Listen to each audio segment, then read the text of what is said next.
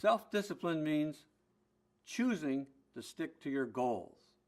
Research shows that self-disciplined people tend to reach their goals quicker and more easily, and they tend to do less self-sabotaging, where they undermine themselves as they're moving toward their goals.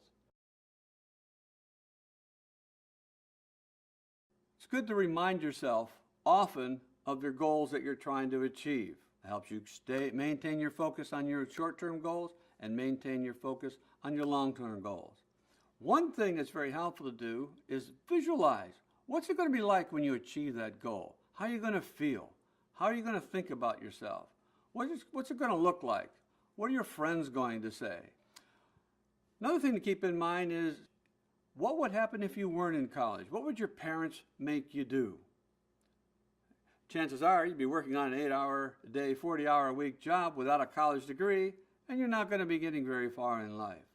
So keep in mind, put that time into college. This is your new job.